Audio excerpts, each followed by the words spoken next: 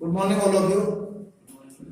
तो बेटे आज का जो हमारा टॉपिक है वो है physical property of alkyl halide, यानी कि जो एल्काइल हैलाइड है आपके RX, उनकी हम फिजिकल प्रॉपर्टी देखेंगे।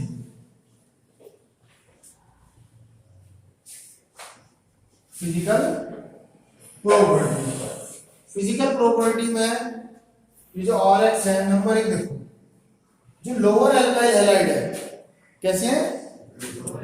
Lower alkyl halide. Lower alkyl halide जानते हो आप किसे कहते हैं? लोअर एल्काइल हैलाइड उन्हें बोलते हैं बेटे जिसमें नंबर ऑफ कार्बन एटम कम हो। नंबर ऑफ कार्बन एटम क्या हो? कम हो। तो ये लोअर एल्काइल हैलाइड जो होंगी वे क्या होंगी? गैस की फॉर्म में होंगी। कैसी फॉर्म में होंगी? गैस की फॉर्म में होंगी। ठीक है जी। उसके बाद अगर सेकंड की बात करूं फिजिकल प्रॉपर्टीज की, तो इनका जो बॉइलिंग पॉइंट होता है वो एल्केन से ज्यादा होता है। बॉइलिंग पॉइंट जो है, जो बॉइलिंग पॉइंट है मोर देन किससे? और एल्केन भी पेरेंट एल्केन। पेरेंट एल्केन का मतलब समझ रहे तुम? पेरेंट एल्केन का मतलब है अगर आप एल्काइल हैलाइड 2 कार्बन वाला ले रहे हैं ना, तो 2 ही कार्बन वाला क्या लेना आपको? एल्केन लेना है ना। ऐसे नहीं कि आपने 1 कार्बन का तो एल्काइल हैलाइड ले लिया और 5-7 कार्बन का क्या ले लिया? एल्केन ले लिया, और आप क्या सोचोगे एल्काइल हैलाइड बना दें? नहीं, पेरेंट एल्केन। अगर 2 कार्बन का एल्काइल हैलाइड है तो 2 ही कार्बन का एल्केन होना चाहिए। मतलब अगर कंपेयर करेंगे तो पेरेंट एल्केन से करेंगे। ठीक है जी। तीसरा पॉइंट, अब बॉइलिंग पॉइंट किस तरीके से, चलो ये तो कंपेयर करने का हो गया भाई, आपने पढ़ लिया कि एल्केन से ज्यादा होता है इनका बॉइलिंग पॉइंट, पेरेंट एल्केन से। ठीक है। अब अगर बॉइलिंग पॉइंट की बात करूं, एल्काइल हैलाइड की तुलना कर रहा हूं। किसकी कंपेयर कर रहा हूं? एल्काइल हैलाइड की कंपेयर कर रहा हूं। अब एल्काइल हैलाइड में कैसे देखो, जैसे सपोज करो, अगर देखो कितनी कंडीशन बनेगी इसमें। अगर आप एल्काइल हैलाइड जो कौन कौन से होते हैं, RF, RCl, Br और R, ये आप पढ़ेंगे। अब इसमें कितनी कंडीशन के द्वारा मैं इनका बॉइलिंग पॉइंट बताऊंगा कि किसका ज्यादा किसका कम।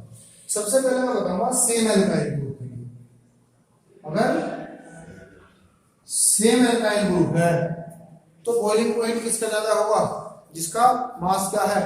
ज्यादा। और मास किसका ज्यादा होगा?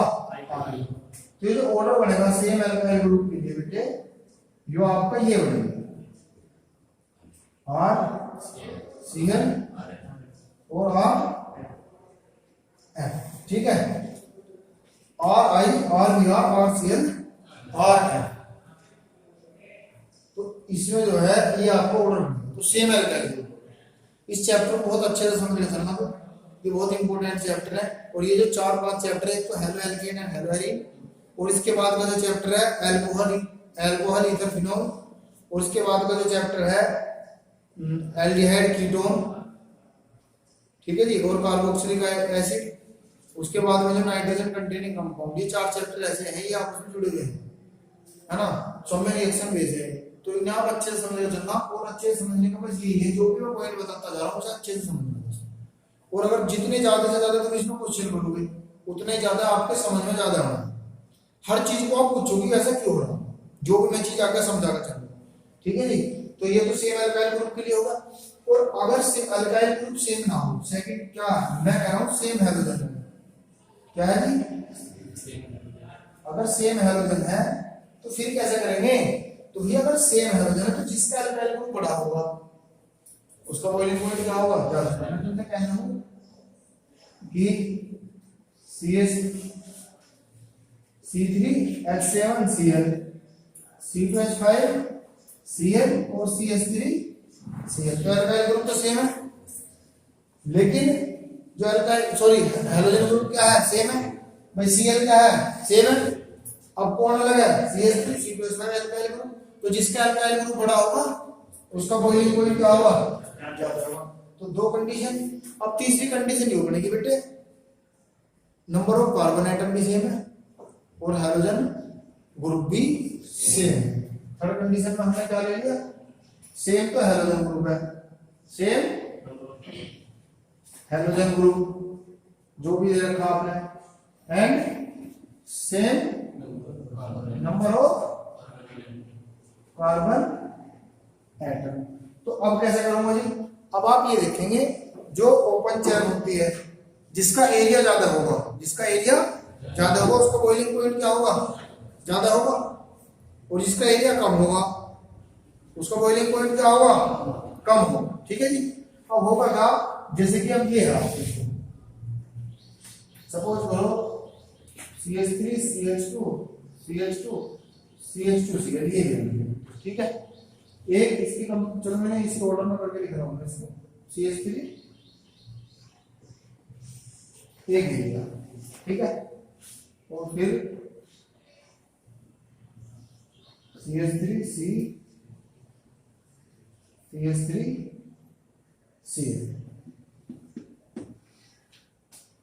ठीक है जी। ये है। अब यहां देखो ये क्या है? लॉन्ग चेन, ये ब्रांच चेन आ गई है, ठीक है जी। अब ये ज्यादा है ना, इसका एरिया क्या है? ज्यादा है। तो यहाँ जो ब्रांच चेन होती है उनका बॉइलिंग पॉइंट क्या होता है? कम होता है स्टेट चेन की कंपेयर। तो बॉइलिंग पॉइंट की जब हम कंपेयर करेंगे एल्काइल ग्रुप, इसमें हेलोजन मतलब एल्काइल हैलाइड की जब आपस में कंपेयर करेंगे भाई किसका बॉइलिंग पॉइंट ज्यादा है किसका कम है, तो उसमें तीन कंडीशन हमारी बढ़कर सामने आएगी। पहली कंडीशन हमारी बढ़कर सामने आएगी भाई अगर जो है हमारा एल्काइल ग्रुप सेम है तो जिसका मास ज्यादा होगा आई की वजह से उसका बॉइलिंग पॉइंट क्या होगा? ज्यादा है। उसके बाद हमने मान लिया कि सेम हेलोजन ग्रुप है तो जिसका एल्काइल ग्रुप ज्यादा बड़ा होगा उसका बॉइलिंग पॉइंट क्या होगा? ज्यादा है। फिर हमने देखा अगर एल्काइल ग्रुप भी सेम है और मतलब का नंबर ऑफ कार्बन एटम भी सेम है और जो हेलोजन ग्रुप है वो भी सेम है, तो जो स्टेट चेन होगी उसका बॉइलिंग पॉइंट ब्रांच चेन से, ठीक है। अब क्या है नेक्स्ट? अब ये जो है वाटर के अंदर डिसॉल्व नहीं होते, वाटर के अंदर डिसॉल्व नहीं होते, वाटर में नहीं मिलते ये अल्कली। इसका कारण क्या है? जो RX है ये वाटर के साथ जो है हाइड्रोजन बॉन्ड नहीं बनाता,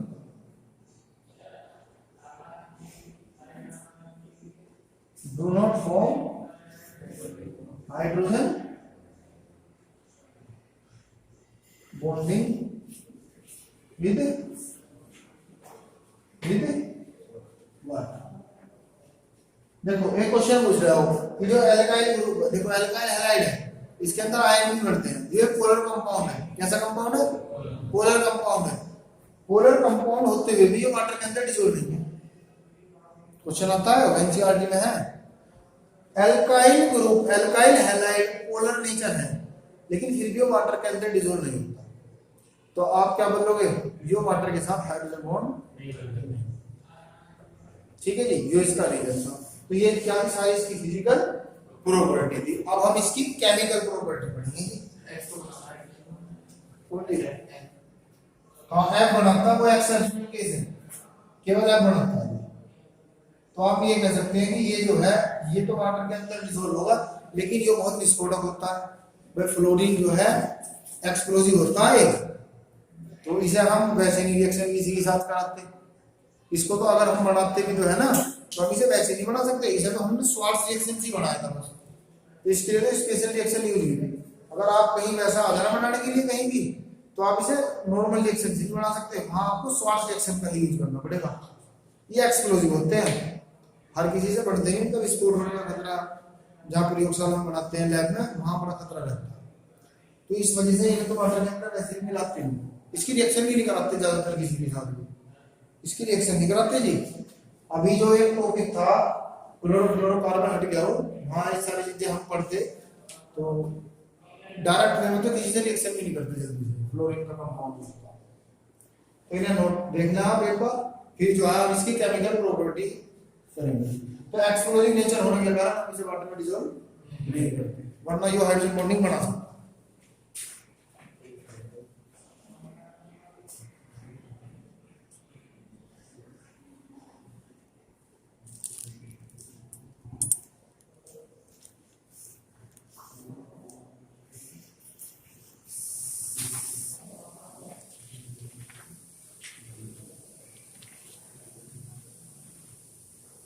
देखो बेटा केमिकल प्रॉपर्टी,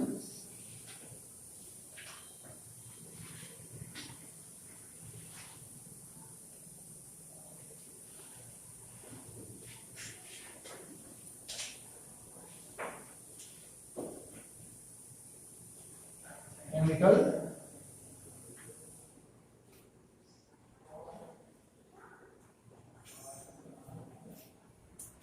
केमिकल प्रॉपर्टी में आप सबसे पहले तो इसका नेचर जानेंगे कि जो CH बॉन्ड होता है वह कार्बन के और हाइड्रोजन के बीच का जो बॉन्ड है वो कैसा होता है, नेचर में कैसा होता है। देखो जी यहां जो है X की इलेक्ट्रोनेगेटिविटी ज्यादा है, तो X क्या काम करेगा, इसके जो बॉन्ड शेयर इलेक्ट्रॉन है मतलब इस बॉन्ड के उन्हें अपनी ओर क्या कर लेगा, अट्रैक्ट कर लेगा। अट्रैक्ट करने में जो है कार्बन के ऊपर तो पार्शियली पॉजिटिव चार्ज आ जाएगा और हाइड्रोजन के ऊपर पार्शियली नेगेटिव चार्ज आता है। तो जो CH बॉन्ड है उसका नेचर कैसा होता है, पोलर नेचर होता है। कैसा नेचर होता है, पोलर नेचर। क्यों, क्योंकि X की इलेक्ट्रोनेगेटिविटी कार्बन से ज्यादा है, शेयर इलेक्ट्रॉन को अपनी ओर अट्रैक्ट कर लेता है, जिसका कार्बन पर पार्शियली पॉजिटिव और हाइड्रोजन एटम पर पार्शियली नेगेटिव चार्ज डेवलप होता है। अब जो किस टाइप की रिएक्शन देता है ज्यादातर, जो भी तो देखना किस टाइप की रिएक्शन देता है। देखो जी जो कार्बोकेटायन है कार्बन पॉजिटिव है तो उस पर अटैक कौन करेगा, आकर माइनस वाला करेगा ना, नेगेटिव वाला। और जो नेगेटिव वाला होता है वो न्यूक्लियोफाइल होता है। कैसा होता है, न्यूक्लियोफाइल। जो पॉजिटिव वाले होते हैं वे होते हैं इलेक्ट्रोफाइल, वे होते हैं। अब यहां जो है अटैक कौन करेगा, नेगेटिव वाला, यानी कि न्यूक्लियोफाइल क्या करेगा, यहाँ अटैक करेगा।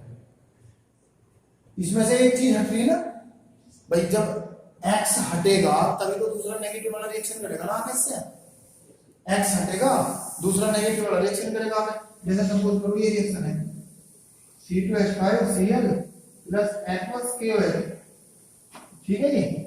तो K पॉजिटिव OH माइनस जैसे ये है तो KCl तो बाहर निकल जाना और यहाँ कौन अटैक करेगा, OH कहेगा है माइनस का, तो ये न्यूक्लियोफाइल हुआ ना, क्या हुआ जी, न्यूक्लियोफाइल हुआ। तो देखो यहाँ से Cl हटा, कौन जाकर जुड़ा, जब एक ग्रुप हटता है दूसरा आके जुड़ता है, उस रिएक्शन का नाम क्या होता है, सब्स्टिट्यूशन रिएक्शन। क्या होता है, जुड़ने वाला कहेगा माइनस का, यानी कि न्यूक्लियोफाइल है, तो रिएक्शन का नाम क्या हो जाएगा, न्यूक्लियोफिलिक सब्स्टिट्यूशन रिएक्शन। तो मेनली जो रिएक्शन देते हैं ना ये कौन सी रिएक्शन देते हैं, न्यूक्लियोफिलिक सब्स्टिट्यूशन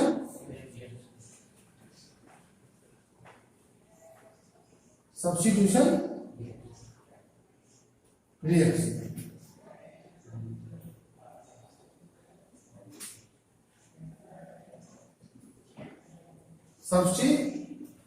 सब्स्टिट्यूशन, ठीक है जी। तो सब्स्टिट्यूशन रिएक्शन देंगे,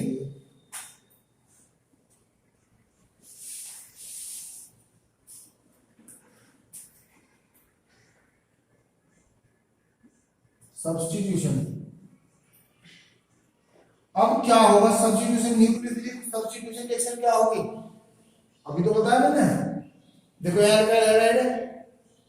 क्या हटेगा, Cl हटेगा, जुड़ने वाला किसी का माइनस का, ठीक है ना, तो न्यूक्लियोफाइल है तो न्यूक्लियोफिलिक सब्स्टिट्यूशन रिएक्शन देगा। इसे हम शॉर्ट में जो है SNP लिख देते हैं, न्यूक्लियोफिलिक सब्स्टिट्यूशन। अब ये न्यूक्लियोफिलिक सब्स्टिट्यूशन भी दो प्रकार की होती है। न्यूक्लियोफिलिक सब्स्टिट्यूशन रिएक्शन कितने टाइप्स की होती है, दो टाइप्स की होती है। दो टाइप्स देखेंगे, देखो न्यूक्लियोफिलिक सब्स्टिट्यूशन रिएक्शन आप समझ गए। अब मैं ऐसे नहीं लिखूंगा, देखो बहुत अच्छा टॉपिक है जी, ध्यान से समझो।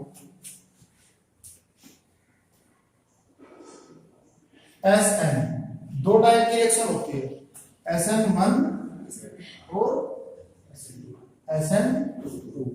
किन्हें SN1 बोल लोगे आप, किन्हें SN2 बोल लोगे आप, ये देखेंगे यहाँ से। देखो अगर जो रिएक्शन का रेट है बेटे, SN1 की बात कर रहा हूँ कि पहले मैं SN1 रिएक्शन की क्या बोल रहे हैं।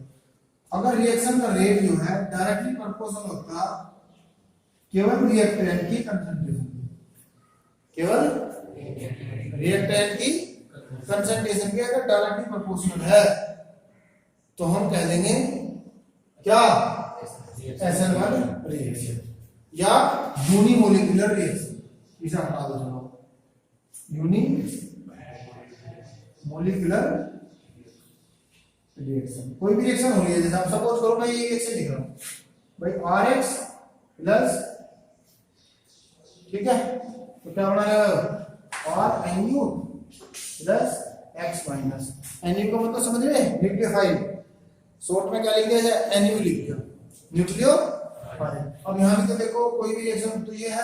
अब ये क्या है SN1 रिएक्शन में से कब कहते हो, देखो अगर रिएक्शन का रेट केवल किस पे डिपेंड करेगा, केवल इसकी कंसंट्रेशन पे डिपेंड करेगा, इसकी पे नहीं करेगा, तो ये कैसी रिएक्शन हो जाएगी SN1 रिएक्शन। ठीक है जी। दूसरी बात, ये रिएक्शन जो है SN1 रिएक्शन टू स्टेप की रिएक्शन है, टू स्टेप रिएक्शन है।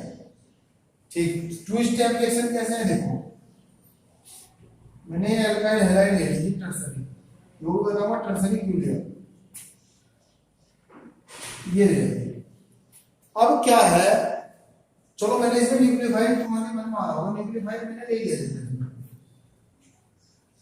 तो अब क्या काम करेगा, जो इस पर अटैक करेगा। अब दिक्कत क्या है बेटे, अब एक तो इस पर अटैक नहीं करेगा, पहले इसका हटना जरूरी है। क्यों? क्योंकि रिएक्शन का रेट है ना वो केवल किसकी कंसंट्रेशन पे डिपेंड कर रहा, RX की पे कर रहा। अगर इसकी कंसंट्रेशन पे भी डिपेंड करता, इसकी पे भी करता, और तो जो क्या होगा, अगर तू हट या ना हट मुझे तो आगे जुड़ना, जितना अधिकार तेरा उतना मेरा। लेकिन अब किस पे डिपेंड कर रहा, इस पे डिपेंड कर रहा, तो जो भी काम होगा सबसे पहले किसके साथ होगा, इसके साथ होगा। तो जो बेचारा जब तो आगे जुड़ेगा, लेकिन यहाँ जाके खाली मिले भाई। एक बस में जा रहे हो, ठीक है, बस में जो है सीट जो है बैठे हैं, कुछ खड़े हैं, बैठ जो खड़े हैं, क्या बैठने वालों की कमी है, सीट खाली होते कोई बैठ जाएगा, लेकिन कब तक नहीं बैठ सकता, जब तक सीट खाली ना हो। तो सीट का खाली होना बहुत जरूरी है, ठीक है जी। तो इसी तरीके से इसका खाली होना बहुत जरूरी है। ये तो तुरंत अटैक कर देगा, जो आप क्यों नहीं कर सकता अटैक, क्योंकि ये रिएक्शन का रेट केवल इसी पे डिपेंड कर रहा है। बस इसको छूट है पहले पूरी, जो भी काम होगा भैया तेरे साथ तू हट पहले, क्यों इसकी जगह तो जाके जुड़ रहा है, तो इसका हटना जरूरी है। तो टू स्टेप रिएक्शन इसीलिए है। तो पहले वाला जो स्टेप है ना वो थोड़ा स्लो होगा, स्लो स्टेप होगा। इस स्टेप में जो है जो Cl क्या हो जाएगा, इससे अलग होगा, CH3 प्लस Cl, ठीक है। अब दूसरे अब क्या होगा, अब तो खाली होगी ना, होगी ना। अब न्यूक्लियोफाइल, कोई भी न्यूक्लियोफाइल ले लो, चलो मैंने OH माइनस ले लिया, अब रिएक्शन कैसी हो जाएगी एकदम हाँ सुना, जब तो जगह खाली पड़ी ना तुरंत आ गए, हाँ बैठ जाओ। CH3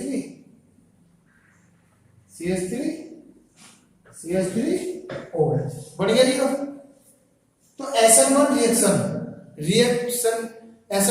किसे कहते हैं, जिसमें रिएक्शन का रेट केवल रिएक्टेंट की कंसंट्रेशन पर डिपेंड करेगा। तो जो भी इसीलिए टू स्टेप रिएक्शन है, क्योंकि कोई भी अगर अटैक करेगा आगे न्यूक्लियोफाइल तो पहले इसका हटना जरूरी है, तो पहले हट गया और दूसरे न्यूक्लियोफाइल ने क्या है इस पर अटैक कर दिया।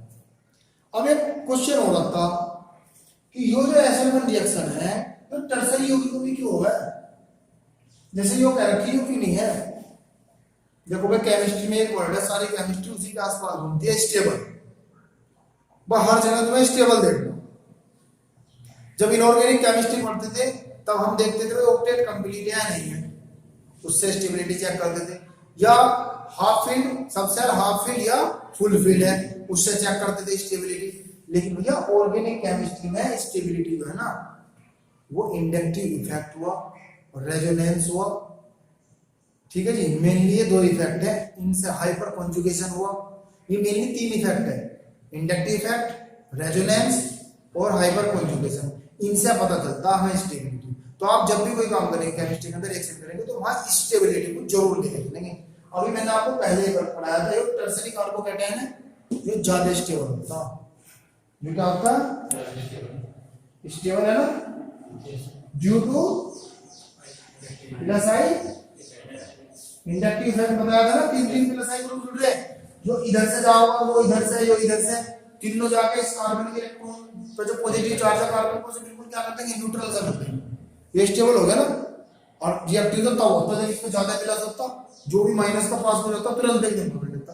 तो इंटरमीडिएट का स्टेबल होना बहुत ज्यादा जरूरी है। तो यो रिएक्शन SN1 रिएक्शन टर्सरी यौगिकों में क्या होती है, सबसे ज्यादा, फिर सेकेंडरी में, फिर प्राइमरी में।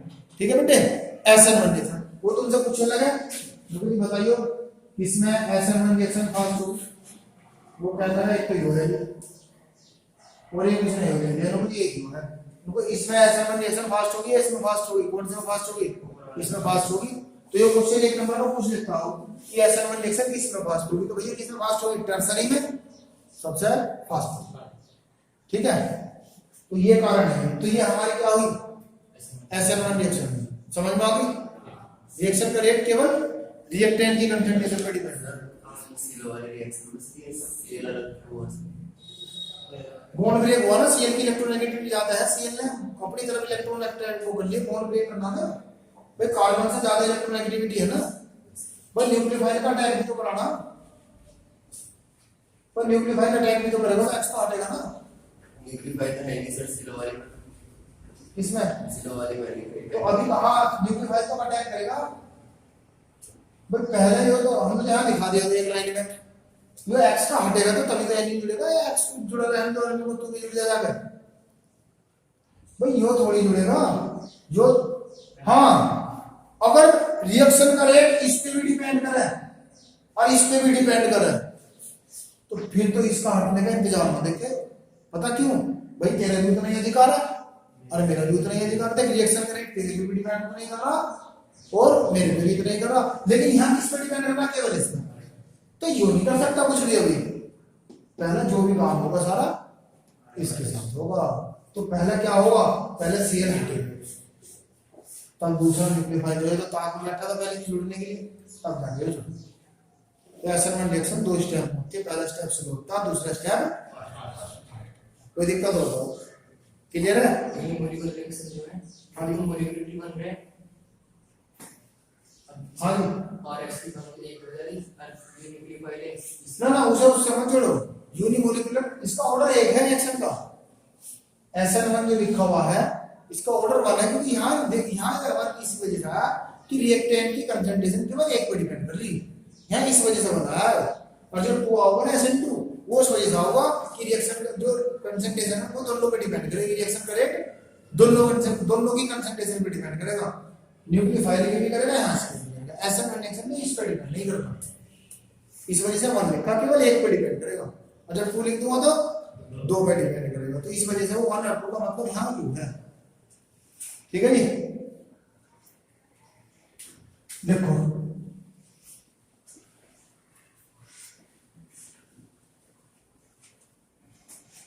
SN2 रिएक्शन देखो, SN2 रिएक्शन में क्या होगा, जो रिएक्शन का रेट है वो डायरेक्टली प्रोपोर्शनल होगा किसके, Rx के भी और न्यूक्लियोफाइल के लिए, दोनों के लिए क्या होगा, दोनों की कंसंट्रेशन पे डिपेंड करेगा। अब क्या होगा, अब मैंने सपोज करो ये न्यूक्लियो ले लिया,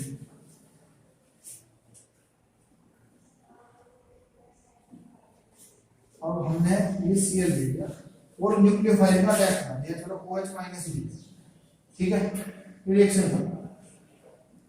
अब क्या होगा, ये OH माइनस अटैक करेगा, अब इसका हटना जरूरी नहीं पहले, पता क्यों, ये दोनों का बराबर ही है, और वापस यो भी डिपेंड कर रहा है रिएक्शन के रेट पे और यो भी डिपेंड कर रहा। अब इसे यो हटो या मत हटो, इसका काम क्या है, ये तो तुरंत क्या करेगा, अटैक करेगा, इतना तो काम करेगा यो आप इजीली से नहीं कर सकता अटैक, क्योंकि यो भी नेगेटिव है और यो भी क्या है, तो रिपल्सन होगा, तो ये पीछे से जाकर अटैक करेगा। तो क्या कहते हैं, तो अपना नेगेटिव इफेक्ट दिखा होगा, तो इसके पीछे से जाकर अटैक करेगा, ठीक है। अब इसने यहाँ जाकर अटैक करा तो जो तो हटा नहीं था, लेकिन इसने जाकर क्या कर दिया, अटैक कर दिया। अब क्या होगा, कुछ सेकंड के लिए अब इनमें ये हाइड्रोजन एटम है, इनमें थोड़ी खलबली सी बचेगी, इनका ओरिएंटेशन थोड़ा सा क्या होगा, चेंज होगा, इसमें क्या होगा,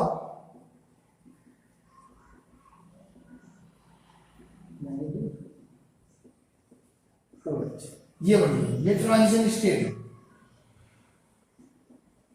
ट्रांजिशन स्टेट बढ़ी। एक बात तो बताओ, जब ये OH यहाँ अटैक कर रहा कार्बन पे जाके, तो एकदम थोड़ी सी एयर हट जाओगा, थोड़ी बहुत ताकत तो इसमें भी होगी भाई। इसका काम क्या है, इसको थोड़ी इसे तो हटाना है, लेकिन क्या एकदम ही हटा देंगे वो, तो कुछ सेकंड के लिए तो Cl भी जोड़ करेगा, नहीं करेगा, वो भी तो नहीं हटना चाहेगा ना, क्योंकि अधिकार तो उसका भी पूरा, लेकिन ये ताकत वाला है, जब ये ताकत वाला है तो ये जाकर अटैक करेगा इस पर, तो Cl का आ जाएगा दूसरा, कुछ टाइम के लिए दे रहेगा, और बाद में जो है ना इनका देखो ओरिएंटेशन हाइड्रोजन एटम का योग बदल गया।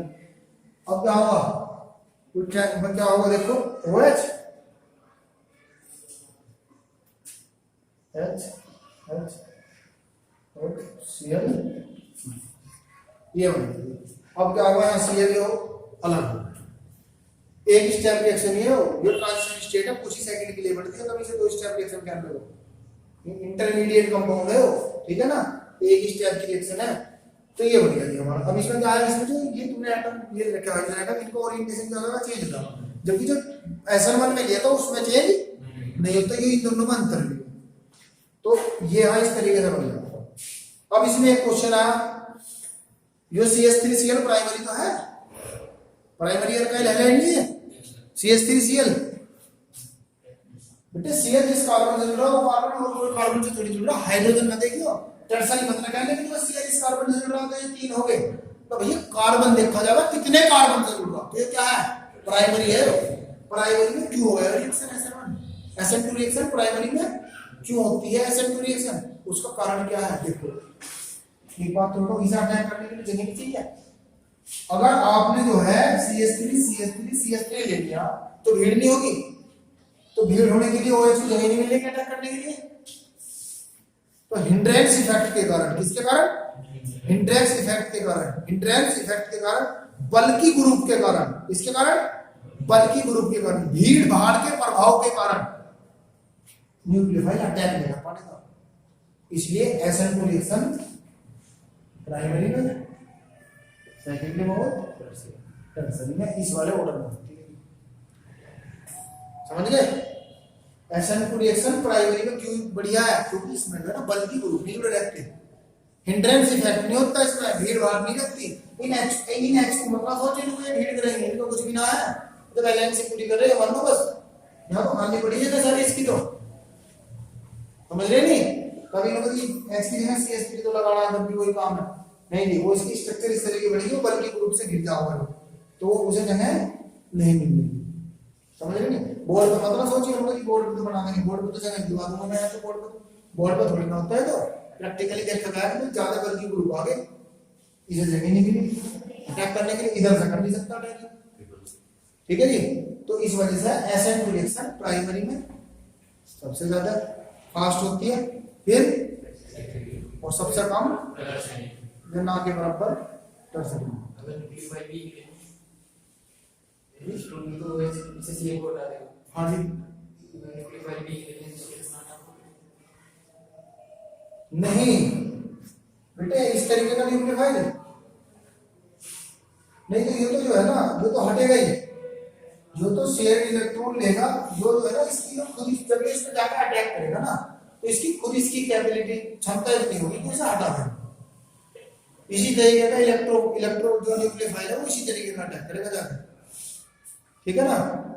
तो यो हटना तो जरूर है, वो दोनों तो जुड़े नहीं रह सकते ना, अधिकार इसका भी इतना तो इसे तो हटना पड़ेगा, और जब ये जाकर अटैक कर रहा हो किसी दूसरी तो करेगा जाकर अटैक, तो ये तो हटना है जरूर पहले वाला, तभी ये जाकर, हाँ इतना जरूर है थोड़ी देर के लिए हटने की। तो SN2 reaction one step reaction है, ठीक है जी, और प्राइमरी में फास्ट होती है, सेकेंडरी में कम, टर्सरी में कम। तो SN1 रिएक्शन क्या होती है, जिसमें रिएक्शन का रेट केवल RH की कंसंट्रेशन में डिपेंड करता है, SN2 रिएक्शन इन पर दोनों पे डिपेंड करता है। SN1 रिएक्शन 2 स्टेप रिएक्शन है, SN2 रिएक्शन SN2 1 स्टेप है और SN1 2 स्टेप है। SN1 रिएक्शन टर्सरी में ज्यादा होती है क्योंकि वहां इंडक्टिव इफेक्ट के कारण जो है जो कार्बोकैटायन बनता है टर्सरी बनता है, वो ज्यादा स्टेबल होता है। SN2 रिएक्शन प्राइमरी में ज्यादा फास्ट होती है क्योंकि यहाँ जो है प्राइमरी में बल्कि ग्रुप नहीं रहते जुड़े हुए, जिससे कि इलेक्ट्रोफाइल आराम से अटैक कर लेता है। समझ में आ गई बात? अगर वो तुमसे पूछे ना कि बताओ जी CH3 Cl और CH3I में किस में रिएक्शन फास्ट होगी? SN2 रिएक्शन किस में फास्ट होगी? तो फास्ट किस में होगी? जिसमें I हट जाओगा भाई, I भी तो हटना जरूरी है ना, तो I की बॉन्ड लेंथ क्या है? ज्यादा है, तो किसमें ज्यादा होगी? CH3I में। या ये बता दो Cl का साइज छोटा है, Cl का साइज तो ये है, I का साइज ये है, तो इसमें तो माइनस कहाँ है? सारे में फैल रहा, इसमें इतनी जगह में फैल रहा, तो एक तरीके से माइनस क्या होगा? थोड़ा सा गायब सही होगा, वो ज्यादा जगह में फैल गया तो स्टेबल हो गया ना, क्या हो गया? स्टेबल हो गया। तो जैसा तो इनकी बॉन्ड लेंथ क्या है? ज्यादा है, आराम से टूट जाओ, आइए चेक कर देना। तो SN2 रिएक्शन या वो ये भी पूछ सकता है कि SN रिएक्शन इन दोनों में किस में फास्ट होगी? SN रिएक्शन, SN रिएक्शन हो या कोई सी भी हो, न्यूक्लियोफाइल तो हटेगा नहीं हटेगा, इसी चीज पे तो डिपेंड करेगा। तो I जल्दी हट जाओगा, I की बॉन्ड लेंथ भी क्या है? ज्यादा है, जल्दी टूट जाओगी। या एक तो I का साइज बड़ा, माइनस चार्ज जैसे पाओगे वो ज्यादा डिसअपियर हो जाओगा, पूरे में फैल जाओगा, तो ज्यादा स्टेबल होगा। तो कौन सा फास्ट होगी? CH3I में फास्ट होगी।